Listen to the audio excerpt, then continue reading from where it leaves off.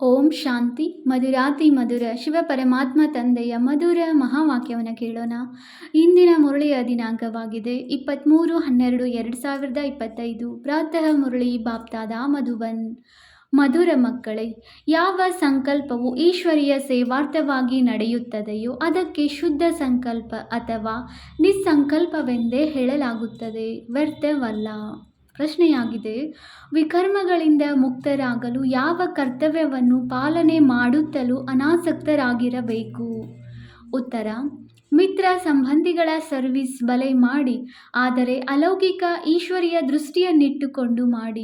ಅವರಲ್ಲಿ ಮೋಹದ ಸೆಳೆತವೂ ಇರಬಾರದು. ಒಂದು ವೇಳೆ ಯಾವುದೇ ವಿಕಾರಿ ಸಂಬಂಧದಿಂದ ಸಂಕಲ್ಪವು ನಡೆದರೂ ಸಹ ಅದು ವಿಕರ್ಮವಾಗಿ ಬಿಡುತ್ತದೆ. ಆದ್ದರಿಂದ ಅನಾಸಕ್ತರಾಗಿ ಕರ್ತವ್ಯ ಪಾಲನೆ ಮಾಡಿ. ಎಷ್ಟು ಸಾಧ್ಯವೋ ಆತ್ಮಾಭಿಮಾನಿಯಾಗಿರುವ ಪುರುಷಾರ್ಥ ಮಾಡಿ. ಓಂ ಶಾಂತಿ. ಇಂದು ನೀವು ಮಕ್ಕಳಿಗೆ ಸಂಕಲ್ಪ, ವಿಕಲ್ಪ, ನಿಸ್ಸಂಕಲ್ಪ ಅಥವಾ ಕರ್ಮ, ಅಕರ್ಮ, ವಿಕರ್ಮದ ಬಗ್ಗೆ ತಿಳಿಸಿಕೊಡಲಾಗುತ್ತದೆ. ಎಲ್ಲಿಯವರೆಗೆ ನೀವು ಇಲ್ಲಿರುತ್ತೀರೋ ಅಲ್ಲಿಯವರೆಗೆ ನಿಮಗೆ ಸಂಕಲ್ಪಗಳು ಅವಶ್ಯವಾಗಿ ನಡೆಯುತ್ತವೆ. ಸಂಕಲ್ಪ ಧಾರಣೆ ಮಾಡದ ವಿನಃ ಯಾವುದೇ ಮನುಷ್ಯರು ಒಂದು ಕ್ಷಣವೂ ಇರಲು ಸಾಧ್ಯವಿಲ್ಲ. ಈ ಸಂಕಲ್ಪಗಳು ಇಲ್ಲಿಯೂ ನಡೆಯುತ್ತವೆ, ಸತ್ಯಯುಗದಲ್ಲಿಯೂ ನಡೆಯುತ್ತವೆ ಮತ್ತು ಅಜ್ಞಾನ ಕಾಲದಲ್ಲಿಯೂ ನಡೆಯುತ್ತವೆ. ಆದರೆ ಜ್ಞಾನದಲ್ಲಿ ಬರುವುದರಿಂದ ಸಂಕಲ್ಪವು ಸಂಕಲ್ಪವಲ್ಲ, ಏಕೆಂದರೆ ನೀವು ಪರಮಾತ್ಮನ ಸೇವಾರ್ಥವಾಗಿ ನಿಮಿತ್ತರಾಗಿದ್ದೀರಿ. ಆದ್ದರಿಂದ ಯಾವುದು ಯಥಾರ್ಥವಾಗಿ ಸಂಕಲ್ಪ ನಡೆಯುತ್ತದೆಯೋ ಆ ಸಂಕಲ್ಪವು ಸಂಕಲ್ಪವಲ್ಲ, ಅದು ನಿಸ್ಸಂಕಲ್ಪವಾಗಿದೆ. ಬಾಕಿ ಯಾವ ವ್ಯರ್ಥ ಸಂಕಲ್ಪಗಳು ನಡೆಯುತ್ತವೆಯೋ, ಅರ್ಥಾತ್ ಕಲಿಯುಗಿ ಸಂಸಾರ ಮತ್ತು ಕಲಿಯುಗಿ ಮಿತ್ರ ಸಂಬಂಧಿಗಳ ಪ್ರತಿ ನಡೆಯುತ್ತವೆಯೋ ಅದಕ್ಕೆ ವಿಕಲ್ಪವೆಂದು ಹೇಳಲಾಗುತ್ತದೆ. ಇದರಿಂದಲೇ ವಿಕರ್ಮವಾಗುತ್ತದೆ ಮತ್ತು ವಿಕರ್ಮಗಳಿಂದ ದುಃಖವು ಪ್ರಾಪ್ತಿಯಾಗುತ್ತದೆ. ಆದರೆ ಯಾವುದು ಯಜ್ಞದ ಪ್ರತಿ ಅಥವಾ ಈಶ್ವರೀಯ ಸೇವೆಯ ಪ್ರತಿ ಸಂಕಲ್ಪವು ನಡೆಯುತ್ತದೆಯೋ ಅದು ನಿಸ್ಸಂಕಲ್ಪವಾಯಿತು. ಸರ್ವಿಸ್ನ ಪ್ರತಿ ಶುದ್ಧ ಸಂಕಲ್ಪ ಭಲೆ ನಡೆಯಲಿ. ನೋಡಿ, ತಂದೆಯು ನೀವು ಮಕ್ಕಳನ್ನು ಸಂಭಾಲನೆ ಮಾಡುವ ಅರ್ಥವಾಗಿ ಕುಳಿತಿದ್ದಾರೆ. ಸರ್ವಿಸ್ ಮಾಡುವ ಅರ್ಥವಾಗಿ ಮಾತಾಪಿತರ ಸಂಕಲ್ಪವು ಅವಶ್ಯವಾಗಿ ನಡೆಯುತ್ತದೆ. ಆದರೆ ಈ ಸಂಕಲ್ಪವು ಸಂಕಲ್ಪವಲ್ಲ, ಇದರಿಂದ ವಿಕರ್ಮವಾಗುವುದಿಲ್ಲ. ಆದರೆ ಒಂದು ವೇಳೆ ಯಾರದೇ ವಿಕಾರಿ ಸಂಬಂಧದ ಪ್ರತಿ ಸಂಕಲ್ಪ ನಡೆಯುತ್ತದೆ ಎಂದರೆ ಅದರ ವಿಕರ್ಮವು ಖಂಡಿತ ಆಗುತ್ತದೆ. ತಂದೆಯು ನೀವು ಮಕ್ಕಳಿಗೆ ತಿಳಿಸುತ್ತಾರೆ, ಮಿತ್ರ ಸಂಬಂಧಿಗಳ ಸರ್ವಿಸ್ ಬಲೆ ಮಾಡಿ, ಆದರೆ ಅಲೌಕಿಕ ಈಶ್ವರೀಯ ದೃಷ್ಟಿಯನ್ನಿಟ್ಟುಕೊಂಡು ಮಾಡಿ. ಅದರಲ್ಲಿ ಮೋಹದ ಸೆಳೆತವಿರಬಾರದು. ಅನಾಸಕ್ತರಾಗಿ ತಮ್ಮ ಕರ್ತವ್ಯ ಪರಿಪಾಲನೆ ಮಾಡಬೇಕು. ಆದರೆ ಯಾರು ಇಲ್ಲಿದ್ದರೂ ಸಹ ಕರ್ಮ ಸಂಬಂಧದಲ್ಲಿರುತ್ತಾ ಅದನ್ನು ಕತ್ತರಿಸಲು ಸಾಧ್ಯವಾಗದಿದ್ದರೂ ಸಹ ಅವರು ಪರಮಾತ್ಮನನ್ನಂತೂ ಬಿಡಬಾರದು. ಒಂದು ವೇಳೆ ಪರಮಾತ್ಮನ ಕೈ ಹಿಡಿದುಕೊಂಡಿದ್ದರೆ ಒಂದಲ್ಲ ಒಂದು ಪದವಿಯನ್ನು ಪ್ರಾಪ್ತಿ ಮಾಡಿಕೊಳ್ಳುವರು. ಈಗ ಪ್ರತಿಯೊಬ್ಬರೂ ತಮ್ಮನ್ನು ನನ್ನಲ್ಲಿ ಯಾವ ವಿಕಾರವಿದೆ ಎಂಬುದನ್ನು ತಿಳಿದುಕೊಂಡಿರುತ್ತೀರಿ. ಒಂದು ವೇಳೆ ಯಾರಲ್ಲಿ ಒಂದು ವಿಕಾರವಿದ್ದರೂ ಸಹ ಅವರು ಖಂಡಿತ ದೇಹಾಭಿಮಾನಿಯಾದರು. ಯಾರಲ್ಲಿ ವಿಕಾರವಿಲ್ಲವೋ ಅವರು ದೇಹಿ ಅಭಿಮಾನಿಯಾಗಿದ್ದಾರೆ. ಯಾರಲ್ಲಿ ಯಾವುದೇ ವಿಕಾರವಿದ್ದರೆ ಅವರು ಖಂಡಿತ ಶಿಕ್ಷೆಯನ್ನು ಅನುಭವಿಸುತ್ತಾರೆ ಮತ್ತು ಯಾರು ವಿಕಾರಗಳಿಂದ ರಹಿತರಾಗಿದ್ದಾರೆಯೋ ಅವರು ಶಿಕ್ಷೆಗಳಿಂದ ಮುಕ್ತರಾಗಿ ಬಿಡುತ್ತಾರೆ. ಹೇಗೆ ನೋಡಿ, ಕೆಲವು ಮಕ್ಕಳಿದ್ದಾರೆ, ಅವರಲ್ಲಿ ಕಾಮವಾಗಲಿ, ಕ್ರೋಧವಾಗಲಿ, ಲೋಭ, ಮೋಹವಾಗಲಿ ಇಲ್ಲ. ಅಂಥವರು ಬಹಳ ಚೆನ್ನಾಗಿ ಸೇವೆ ಮಾಡಬಲ್ಲರು. ಈಗ ಅವರ ಸ್ಥಿತಿಯು ಬಹಳ ಜ್ಞಾನ ವಿಜ್ಞಾನಮಯವಾಗಿದೆ. ಅದನ್ನಂತೂ ನೀವೆಲ್ಲರೂ ಓಟು ಕೊಡುತ್ತೀರಿ. ಈಗ ಇದಂತೂ ಹೇಗೆ ನಾನು ತಿಳಿದುಕೊಂಡಿದ್ದೇನೆಯೋ ಹಾಗೆಯೇ ನೀವು ಮಕ್ಕಳು ಸಹ ತಿಳಿದುಕೊಂಡಿದ್ದೀರಿ. ಒಳ್ಳೆಯವರಿಗೆ ಎಲ್ಲರೂ ಒಳ್ಳೆಯವರೆಂದು ಹೇಳುತ್ತಾರೆ. ಯಾರಲ್ಲಿ ಕೊರತೆಗಳಿರುವುದೋ ಅವರಿಗೆ ಎಲ್ಲರೂ ಅದೇ ಓಟನ್ನು ಕೊಡುತ್ತಾರೆ. ಈಗ ಇದನ್ನು ನಿಶ್ಚಯ ಮಾಡಿಕೊಳ್ಳಿ, ಯಾರಲ್ಲಿ ಯಾವುದೇ ವಿಕಾರವಿದ್ದರೆ ಅವರು ಸರ್ವಿಸ್ ಮಾಡಲು ಸಾಧ್ಯವಿಲ್ಲ. ಯಾರು ವಿಕಾರಗಳಿಂದ ರಹಿತರಾಗಿದ್ದಾರೆಯೋ ಅವರು ಸರ್ವಿಸ್ ಮಾಡಿ ಅನ್ಯರನ್ನು ತಮ್ಮ ಸಮಾನ ಮಾಡಿಕೊಳ್ಳುವರು. ಆದ್ದರಿಂದ ವಿಕಾರಗಳಿಂದ ಪೂರ್ಣ ವಿಜಯ ಬೇಕು, ವಿಕಲ್ಪಗಳ ಮೇಲೆ ವಿಜಯ ಬೇಕಾಗಿದೆ. ಈಶ್ವರಾರ್ಥ ಸಂಕಲ್ಪಕ್ಕೆ ನಿಸ್ಸಂಕಲ್ಪವೆನ್ನಲಾಗುವುದು. ವಾಸ್ತವದಲ್ಲಿ ಯಾವ ಸಂಕಲ್ಪ ನಡೆಯಲೇ ಇಲ್ಲವೋ, ಸುಖ ದುಃಖದಿಂದ ಭಿನ್ನರಾಗಿ ಬಿಡುವರೋ ಅದಕ್ಕೆ ನಿಸ್ಸಂಕಲ್ಪತೆ ಎಂದು ಹೇಳಲಾಗುವುದು. ಇದಂತೂ ಅಂತ್ಯದಲ್ಲಿ ಯಾವಾಗ ನೀವು ಲೆಕ್ಕಾಚಾರಗಳನ್ನು ಮುಗಿಸಿ ಹೋಗಿಬಿಡುತ್ತೀರೋ ಅಲ್ಲಿ ದುಃಖ ಸುಖದಿಂದ ಭಿನ್ನ ಸ್ಥಿತಿಯಲ್ಲಿ ಹೋಗುತ್ತೀರಿ. ಆಗ ಯಾವುದೇ ಸಂಕಲ್ಪವೂ ನಡೆಯುವುದಿಲ್ಲ. ಆ ಸಮಯದಲ್ಲಿ ಕರ್ಮ ಅಕರ್ಮ ಎರಡರಿಂದಲೂ ದೂರ ಅಕರ್ಮಿ ಸ್ಥಿತಿಯಲ್ಲಿರುತ್ತೀರಿ. ಇಲ್ಲಿ ನಿಮಗೆ ಸಂಕಲ್ಪಗಳು ಅವಶ್ಯವಾಗಿ ನಡೆಯುವುದು, ಏಕೆಂದರೆ ನೀವು ಇಡೀ ಪ್ರಪಂಚವನ್ನು ಶುದ್ಧ ಮಾಡುವ ಅರ್ಥವಾಗಿ ನಿಮಿತ್ತರಾಗಿದ್ದೀರಿ. ಅದಕ್ಕಾಗಿ ನಿಮಗೆ ಶುದ್ಧ ಸಂಕಲ್ಪಗಳು ಅವಶ್ಯವಾಗಿ ನಡೆಯುತ್ತವೆ. ಸತ್ಯಯುಗದಲ್ಲಿ ಶುದ್ಧ ಸಂಕಲ್ಪವು ನಡೆಯುವ ಕಾರಣ ಸಂಕಲ್ಪವು ಸಂಕಲ್ಪವಲ್ಲ.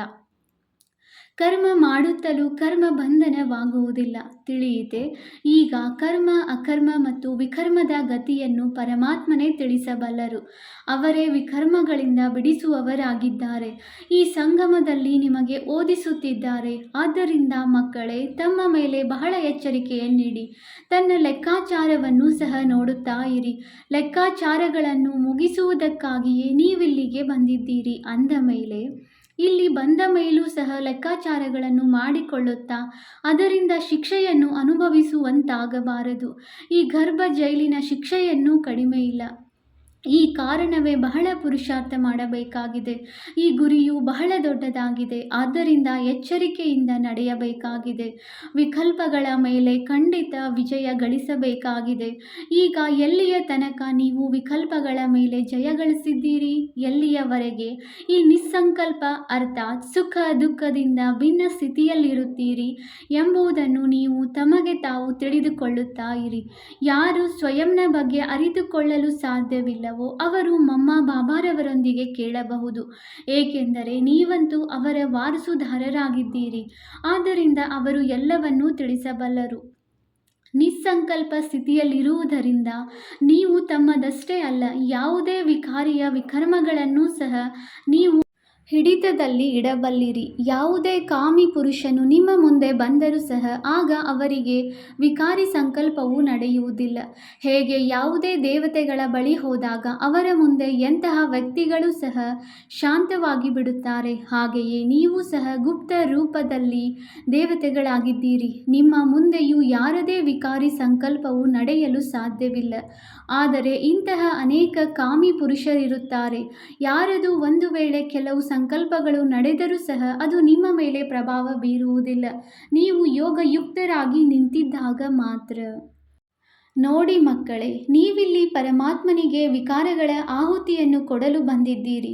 ಆದರೆ ಕೆಲವರು ನಿಯಮಾನುಸಾರವಾಗಿ ಇನ್ನೂ ಆಹುತಿಯನ್ನು ನೀಡಿಲ್ಲ.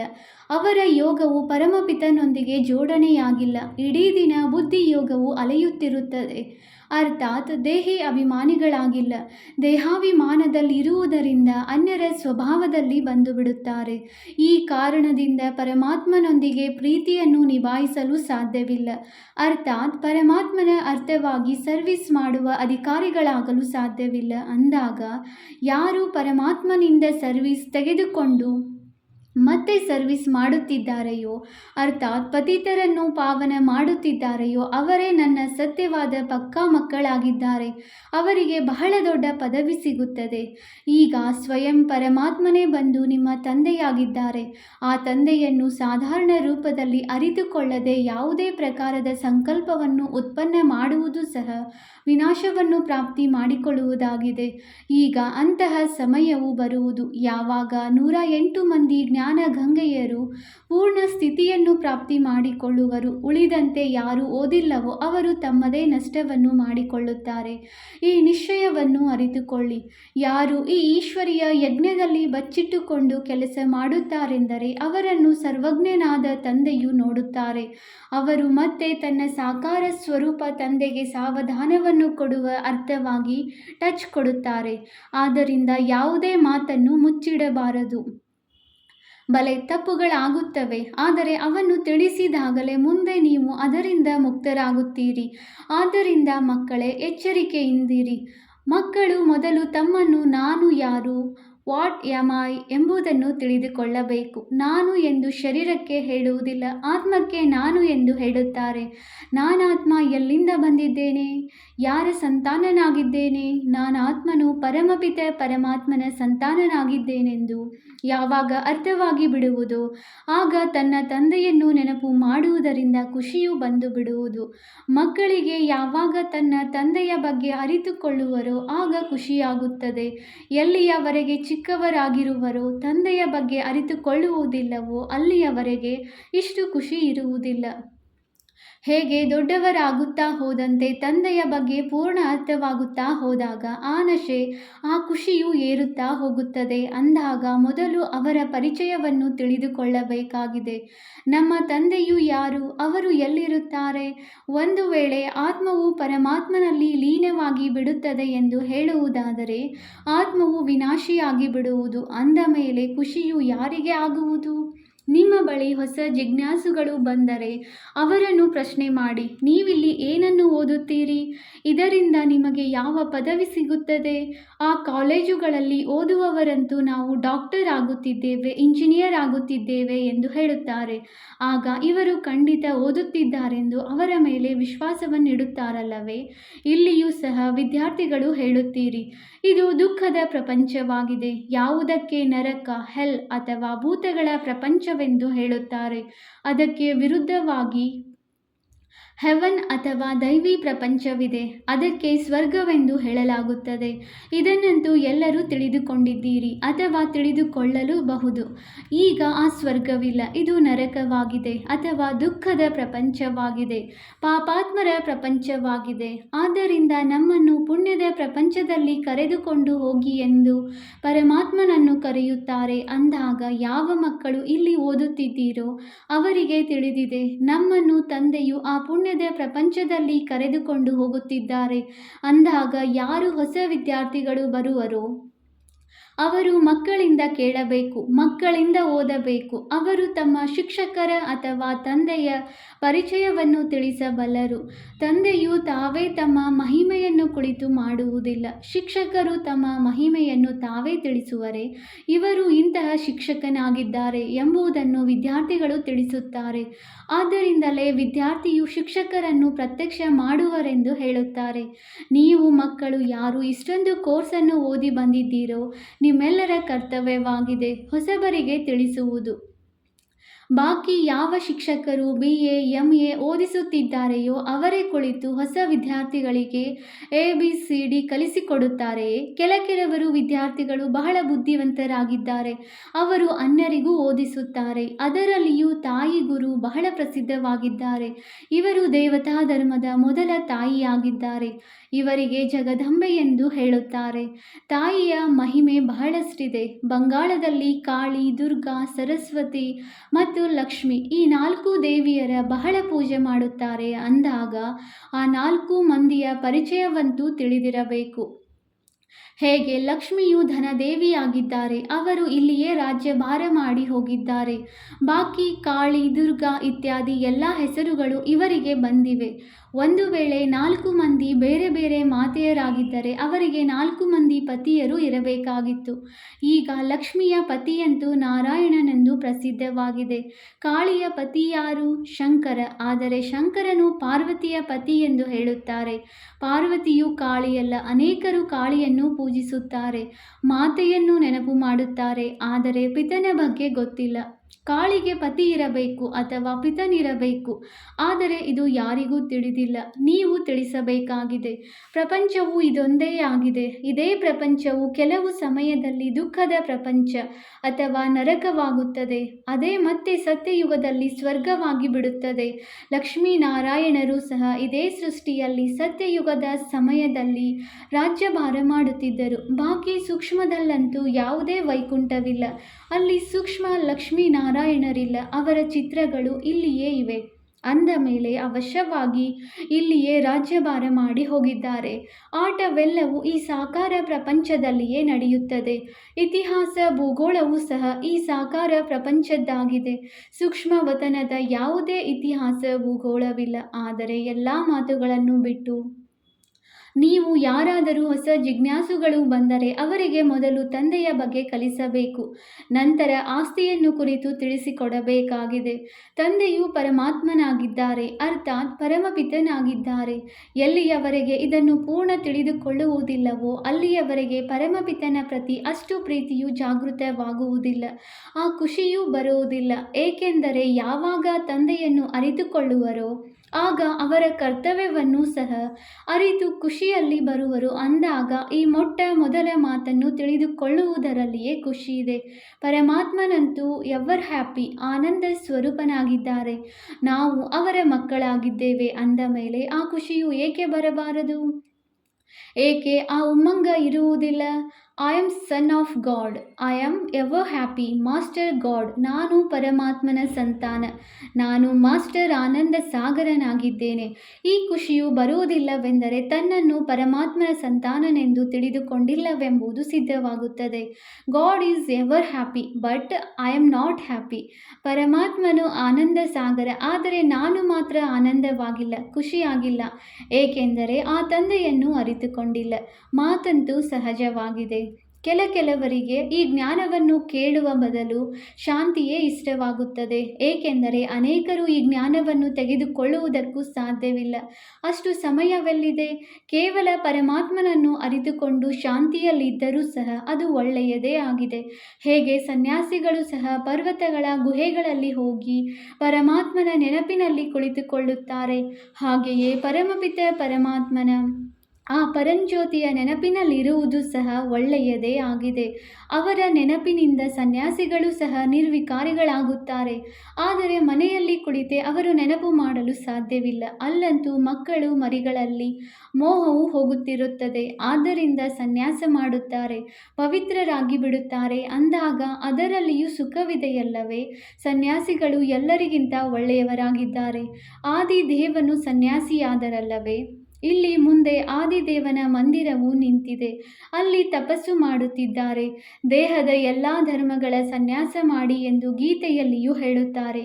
ಅವರು ಸನ್ಯಾಸ ಮಾಡಿ ಹೋಗುತ್ತಾರೆಂದರೆ ಮಹಾತ್ಮರಾಗಿ ಬಿಡುತ್ತಾರೆ. ಗೃಹಸ್ಥಿಗಳಿಗೆ ಮಹಾತ್ಮರೆಂದು ಹೇಳುವುದು ನಿಯಮಕ್ಕೆ ವಿರುದ್ಧವಾಗಿದೆ. ನಿಮಗಂತೂ ಪರಮಾತ್ಮನೇ ಬಂದು ಸನ್ಯಾಸ ಮಾಡಿಸಿದ್ದಾರೆ. ಸನ್ಯಾಸ ಮಾಡುವುದೇ ಸುಖಕ್ಕಾಗಿ, ಮಹಾತ್ಮರೆಂದು ದುಃಖಿಯಾಗುವುದಿಲ್ಲ. ರಾಜರು ಸಹ ಸನ್ಯಾಸ ಮಾಡುತ್ತಾರೆಂದರೆ ಕಿರೀಟ ಇತ್ಯಾದಿಗಳೆಲ್ಲವನ್ನು ತೆಗೆದು ಎಸೆಯುತ್ತಾರೆ.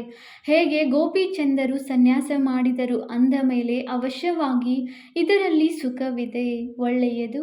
ಮಧುರಾತಿ ಮಧುರ ಅಗಲಿ ಹೋಗಿ ಮರಳಿ ಸಿಕ್ಕಿರುವ ಮಕ್ಕಳ ಪ್ರತಿ ಮಾತಾಪಿತ ಬಾಪ್ದಾದಾರವರ ನೆನಪು, ಪ್ರೀತಿ ಹಾಗೂ ಸುಪ್ರಭಾತ. ಆತ್ಮಿಕ ಮಕ್ಕಳಿಗೆ ಆತ್ಮಿಕ ತಂದೆಯ ನಮಸ್ತೆ. ನಾವು ಆತ್ಮಿಕ ಮಕ್ಕಳಿಂದ ಆತ್ಮಿಕ ತಂದೆಗೆ ನೆನಪು, ಪ್ರೀತಿ ಹಾಗೂ ನಮಸ್ತೆ ನಮಸ್ತೆ ನಮಸ್ತೆ. ಧಾರಣೆಗಾಗಿ ಮುಖ್ಯ ಸಾರ. ಪಾಯಿಂಟ್ ನಂಬರ್ 1, ಯಾವುದೇ ಉಲ್ಟಾ ಕರ್ಮವನ್ನು ಬಚ್ಚಿಟ್ಟುಕೊಂಡು ಮಾಡಬಾರದು. ಬಾಪ್ದಾದಾರವರೊಂದಿಗೆ ಯಾವುದೇ ಮಾತನ್ನು ಮುಚ್ಚಿಡಬಾರದು. ಬಹಳ ಎಚ್ಚರವಾಗಿರಬೇಕಾಗಿದೆ. ಪಾಯಿಂಟ್ ನಂಬರ್ 2, ವಿದ್ಯಾರ್ಥಿಯು ಶಿಕ್ಷಕರನ್ನು ಪ್ರತ್ಯಕ್ಷ ಮಾಡುವರು. ಏನನ್ನು ಓದಿದ್ದೀರೋ ಅದನ್ನು ಅನ್ಯರಿಗೂ ಓದಿಸಬೇಕಾಗಿದೆ. ನಾವು ಆನಂದ ಸಾಗರ ತಂದೆಯ ಮಕ್ಕಳಾಗಿದ್ದೇವೆ. ಈ ಸ್ಮೃತಿಯಿಂದ ಅಪಾರ ಖುಷಿಯಲ್ಲಿರಬೇಕು. ವರದಾನ: ವಿಕಾರರೂಪಿ ಸರ್ಪವನ್ನೂ ಸಹ ಶಯನ ಮಾಡಿಕೊಳ್ಳುವಂತಹ ವಿಷ್ಣುವಿನ ಸಮಾನ ಸದಾ ವಿಜಯೀ ನಿಶ್ಚಿಂತ ಭವ. ವಿಷ್ಣುವನ್ನು ಶೇಷ ಶಯನನ್ನಾಗಿ ತೋರಿಸುತ್ತಾರೆ.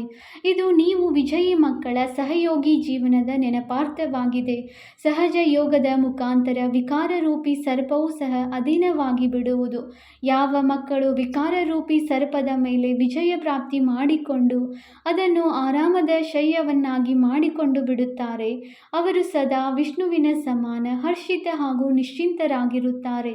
ಆದ್ದರಿಂದ ಸದಾ ಈ ಚಿತ್ರವನ್ನು ನಿಮ್ಮ ಮುಂದೆ ನೋಡಿ, ವಿಕಾರಗಳ ಅಧೀನ ಮಾಡಿಕೊಂಡಿರುವ ಅಧಿಕಾರಿಯಾಗಿದ್ದೇನೆ. ಆತ್ಮ ಸದಾ ಆರಾಮದ ಸ್ಥಿತಿಯಲ್ಲಿ ನಿಶ್ಚಿಂತವಾಗಿದೆ. ಸ್ಲೋಗನ್: ಬಾಲಕ ಮತ್ತು ಮಾಲೀಕತನದ ಬ್ಯಾಲೆನ್ಸ್ನಿಂದ ಪ್ಲಾನ್ ಅನ್ನು ಪ್ರಾಕ್ಟಿಕಲ್ನಲ್ಲಿ ತನ್ನಿ. ಅವ್ಯಕ್ತ ಸೂಚನೆ: ಈಗ ಸಂಪನ್ನ ಅಥವಾ ಕರ್ಮಾತೀತರಾಗುವುದರಲ್ಲಿ ತತ್ಪರರಾಗಿರಿ. ತಮ್ಮ ಪ್ರತಿ ಕರ್ಮೇಂದ್ರಿಯದ ಶಕ್ತಿಗೆ ಸೂಚನೆ ಕೊಡಿ. ಆಗ ಸೂಚನೆಯಿಂದಲೇ ಹೇಗೆ ಬೇಕೋ ಹಾಗೆ ನಡೆಸಬಹುದು. ಈ ರೀತಿ ಕರ್ಮೇಂದ್ರಿಯಾಜೀತರಾಗಿ ಆಗ ನಂತರ ಪ್ರಕೃತಿ ಜೀತ್ ಕರ್ಮಾತೀತ ಸ್ಥಿತಿಯ ಆಸನಾಧಾರಿಯೇ ವಿಶ್ವ ರಾಜ್ಯ ಅಧಿಕಾರಿಯಾಗುವರು. ಪ್ರತಿ ಕರ್ಮೇಂದ್ರಿಯ ಮಾಲೀಕರೇ ಹಾಜರಾಗಿದ್ದೇವೆ ಎನ್ನುತ್ತಾ ನಡೆಯಿರಿ. ನೀವು ರಾಜ್ಯ ಅಧಿಕಾರಿಯ ಸದಾ ಸ್ವಾಗತ ಅರ್ಥಾತ್ ನಮಸ್ತೆ ಮಾಡುತ್ತಿರಲಿ. ಆಗ ಕರ್ಮಾತೀತರಾಗಲು ಸಾಧ್ಯ. ಓಂ ಶಾಂತಿ.